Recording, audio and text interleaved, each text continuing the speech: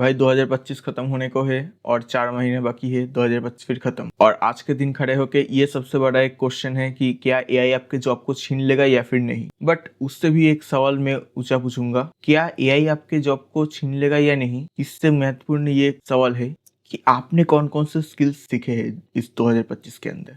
क्योंकि देखो, स्किल वही सुपर पावर है जो आपको recession, AI, market crash in सब से बचा सकता है। और अगर आप अभी भी सोच रहे हो कि बस एक्सेल सीख लूं काम चला जाएगा, बस एक कोडिंग लैंग्वेज सीख लूं काम चल जाएगा, तो मेरे भाई ये दिक्कत की बात हो सकती है आपके लिए। क्योंकि आपके साथ और भी लोग कॉम्पीट कर रहे हैं, तो हो सकता है कोई आपसे एक स्टेप ऊपर हो या फिर आप किसी से एक स्टेप ऊपर हो। तो जो भी टॉप पर रहेगा, अब क्या है कि मार्केट में उन्हीं लोगों को चूज किया जाएगा। क्योंकि बस एक ही स्किल, जैसे मैं अगर ये बोलूं कि मुझे एक्सेल आता है और मैं बैठ के बस एक्सेल में काम कर रहा हूँ, तो अब ना ये प्रॉब्लम की बात ये हो जाएगा कि मुझे एआई टूल्स नहीं आता। तो मैं बस अगर एक्सेल में ही फोकस करूँ और एआई टूल्स पर फोकस ना करूँ, तो क्या होगा कि जो बंदा एक्सेल के साथ साथ एआई टूल्स को भी इस्तेमाल कर पाएगा, वो ऑब्वियसली काम मेरे से बहुत जल्दी कर पाएगा। तो क्या होगा कि कंपनी वाले उन्हें रिक्रूट कर लेंगे, मेरे को क्यों रखेंगे, क्योंकि मुझे तो एआई स्किल नहीं आता, या फिर जो भी स्किल ट्रेंड में चल रहा है वो स्किल मुझे नहीं आता जो मेरा काम को आसान बना सकता था।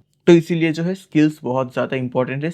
जय हिंद, राम राम जी सभी को। Welcome back to our channel. और आज की इस वीडियो में 9 ऐसे स्किल के बारे में बताने वाला हूँ जो आपको जॉब सेक्टर में या फिर आपके बिजनेस में ग्रोथ देने को मदद तो करेगा ही, साथ साथ आपके रियल लाइफ में जो है एक्सपीरियंस को भी और बेहतर बनाएगा। तो यार एक रिक्वेस्ट है, सब्सक्राइब बटन को हिट कर देना। और चलिए फिर सब्सक्राइब बटन को हिट करते हुए वीडियो में आगे बढ़ते हैं। तो यार सबसे पहला जो स्किल है वो है एआई लिटरेसी। अब देखो, आज के दिन खड़े होके ना हम ये नहीं कह सकते कि बिना एआई के हम काम कर लें। हाँ, ऑब्वियसली काम तो कर लेंगे, बट वो कितना प्रोडक्टिव होगा उस पर एक संदेह की विषय बन जाता है। क्योंकि देखो, जो बंदा बिना एआई को इस्तेमाल करे कुछ काम करेगा, हो सकता है उसको वो काम करने में 4 घंटा 5 घंटा लग जाए। बट अगर वो एआई का ही इस्तेमाल करते हैं तो वो आधे घंटे के अंदर वो काम को निपटा सकता है। तो ऑब्वियसली एक ऑर्गेनाइजेशन में आप अगर जा रहे हो या फिर कोई एक बिजनेस स्टार्ट कर रहे हो या फिर रियल लाइफ में भी अगर आप देखोगे, तो क्या होता है कि एक अगर कोई काम कर रहा है और वो काम को करने में अगर किसी को 4 से 5 घंटा लग रहा, तो ऑब्वियस सी बात है कि अगर किसी को उससे कम टाइम लग रहा, क्या है कि और टाइम बचा सकता है और उस टाइम के बीच कुछ और भी काम कर सकता है और साथ साथ कुछ और नया सोच सकता है उस टाइम फ्रेम। तो देखो, एआई लिटरेसी का मतलब ये नहीं कि कोई बैठ के चैटजीपीटी से हाय हेलो कर रहे हैं और सोच रहे हैं कि बहुत ज्यादा एआई के बारे में पता है। बट यहाँ पर जो सच्चाई है वो ये है कि एआई को उसको सही से इस्तेमाल करना नहीं आता। अब उसको सही से अगर इस्तेमाल करना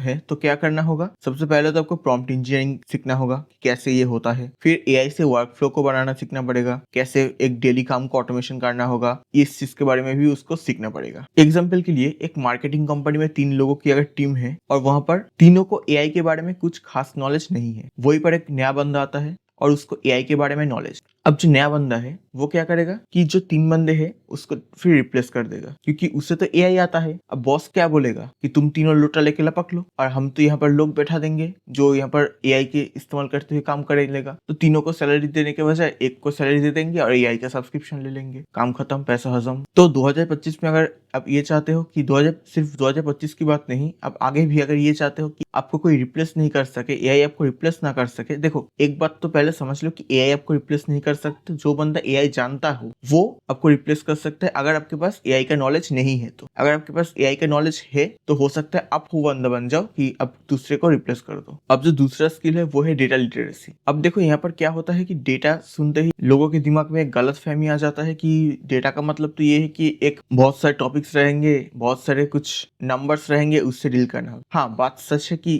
ये बात सच है कि डेटा को हैंडल करने के लिए आपको बहुत सारे नंबर्स के साथ डील करना पड़ता है, ये बात बिल्कुल सच है। बट यहाँ पर एक बात को हमें ध्यान रखना पड़ेगा कि किसी भी ऑर्गेनाइजेशन, किसी भी बिजनेस का जो बेस है वो होता है डेटा। डेटा जब तक नहीं है, सही डेटा जब तक नहीं मिलेगा, तब तक ये फाइंड आउट करना बहुत मुश्किल है कि वो कंपनी ग्रो करेगा, वो ऑर्गेनाइजेशन ग्रो करेगा या फिर नहीं। देखो, जैसे क्या होता है कि एक कंपनी ऑर्गेनाइजेशन ओपन हो रहा है और उसके पास ये डेटा नहीं है कि उसका सेल महीने में कितना जनरेट हो रहा, तो ये कैलकुलेट करना मुश्किल हो जाएगा कि उसका प्रॉफिट कितना। और अगर ये सब चीज वो कैलकुलेट नहीं कर पा रहा, तो इसका मतलब क्या है कि वो कंपनी आगे ग्रो करेगा भी नहीं, सर्वाइव कर पाएगा या भी नहीं। वो सब चीज यहाँ पर टोटली डिपेंडेंट हो जाता है डेटा के ऊपर। और डेटा अगर सफिशिएंट डेटा अगर हो उनके पास, और वो उनके पास कोई ऐसा बंदा हो जो उस डेटा को रीड कर सकता हो, डेटा को एनालाइज कर सकता हो और सही ढंग से वो एनालाइज कर लेता है, है तो ये बताता है कि वो कंपनी जो है ये फाइंड आउट कर लेगा कि कहाँ पर चीजें लैग कर रहा है और उसको इम्प्रूव करके फिर आगे और ज्यादा ग्रो कर सकता है। या फिर जैसे आप देख लो कि आप कोई सीरीज देख रहे हो यूट्यूब पर हो चाहे नेटफ्लिक्स पर हो, तो वहां पर आप देखोगे कि आप एक दो सीरीज जब खत्म कर लेते हो या फिर एक दो वीडियोस जब खत्म कर लेते हो तो उसके बाद आपको सेम टाइप के वीडियो दिखाया जाता है। क्यों?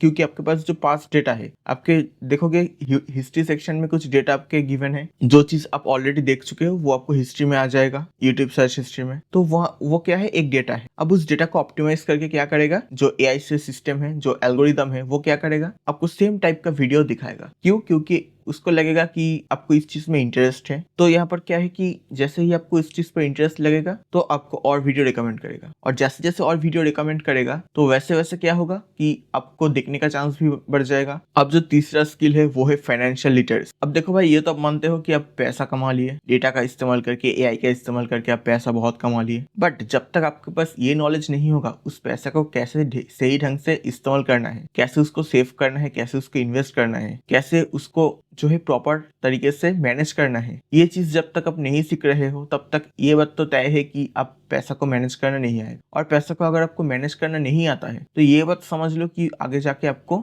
बहुत ज्यादा दिक्कत फेस करना पड़ सकता है। अब जैसे मैं एक एग्जांपल लेता हूँ मेरा एक दोस्त का, तो उसने क्या करा, उसको एक जॉब मिला और उसको जो सैलरी मिलता है महीने का 30,000। अब यहाँ पर ये समझना जरूरी है कि 30,000 में उसको रेंट भी देना है, उसको अपना जीवन भी जीना है, उसको एंटरटेन भी रहना है, खाने पीने का भी बंदोबस्त करना है। तो ये सारा कुछ करके उसके पास महीने के एंड तक छोड़ो, महीने के मिड तक सारा पैसा खत्म। अब आपके मन में ये आ सकता है कि 30,000 रुपए महीने का और सारा पैसा खत्म हो रहा, बात तो ठीक है। अब किसी को ये भी लग सकता है कि अरे यार, ये इसमें तो हमारा पूरा महीना गुजर जाएगा। जैसे अगर मैं अपना बात करूँ तो 30,000 रुपए मेरे लिए बहुत बड़ी है, किसी के लिए हो सकता है 30,000 रुपए में कुछ ही दिन चले। तो ये पर्सन टू पर्सन डिपेंड करता है। बट जब किसी को 30,000 रुपए महीने मिल रहा है तो उसे ये बात जरूर से आना चाहिए कि उस पैसा को वो मैनेज कैसे करे, ठीक है? क्योंकि जब तक पैसा को वो मैनेज नहीं कर रहा तब तक ये हो जाएगा कि वो फालतू फंड में अगर पैसा खर्चने लग गया एक बार तो क्या होगा, फिर आगे जाकर सेविंग्स तो कुछ रहेगा ही नहीं, साथ साथ क्या होगा, वर्तमान में भी जीना मुश्किल हो जाएगा। तो फाइनेंशियल लिटरेसी रहना बहुत ज्यादा जरूरी है हर किसी के अंदर। चाहे आप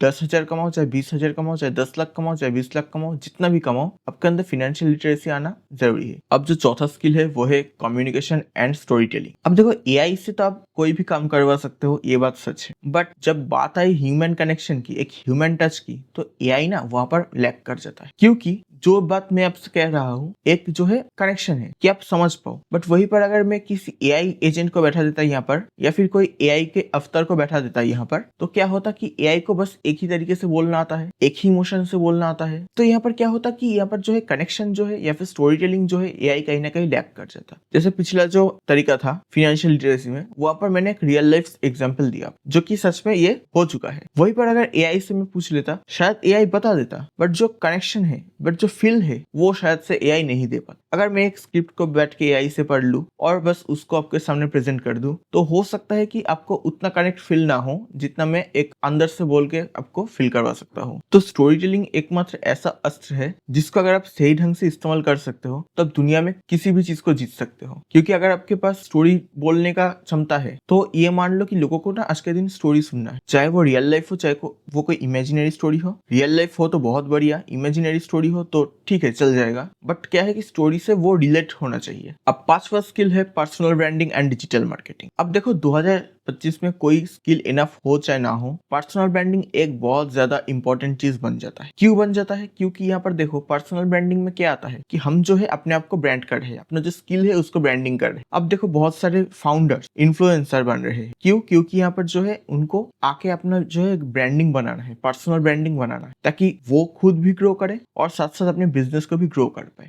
आज के दिन एक कोई ऑर्गेनाइजेशन में आप जाते हो और वहां पर जाके आप कोई जॉब के लिए अप्लाई करते हो, तो वहां पर आपको रिज्यूमे से ज्यादा आपके जो है कोई एक्सपीरियंस अगर है उसको आज के दिन प्रायोरिटी ज्यादा दिया जाता है। क्यों ऐसा होता है? क्योंकि वहां पर जो है रिज्यूमे में बस आपका चीजें लिखा रहेगा, और जो प्रैक्टिकल जो आपके पास आपके जो पोर्टफोलियो है वो अगर देखेगा तो उसको ये यकीन हो जाएगा कि हाँ, ये भाई काम कर सकता है। बट वहीं पर रिज्यूमे में क्या है, चीजें लिखा है, बट इसका कोई गारंटी तो है नहीं कि हाँ ये काम तो हम कर लेंगे। तो इसीलिए यहाँ पर जो है पर्सनल ब्रांडिंग और डिजिटल मार्केटिंग पे आपको ध्यान देना है। डिजिटल मार्केटिंग क्यों? क्योंकि जो पोर्टफोलियो आप क्रिएट करोगे वो आप डिजिटल स्पेस में करोगे। अब जो छठा स्किल है वो है साइबर सिक्योरिटी अवेयरनेस। अब देखो आज के दिन कुछ मान लो चाहे ना मान लो, ये बात आपको जरूर से ध्यान रखना पड़ेगा कि जैसे जैसे इंटरनेट ग्रो करता जा रहा है, जैसे जैसे एआई ग्रो करता जा रहा है, जैसे जैसे दुनिया ग्रो करता जा रहा है, वैसे वैसे हैकर लोग भी ग्रो करते जा रहे हैं। क्योंकि आज के दिन देखोगे आपको किसी ना किसी तरीके से एक ना एक नया स्कैम आपको देखने को मिलेगा जो कि इस डिजिटल स्पेस में चल रहा है।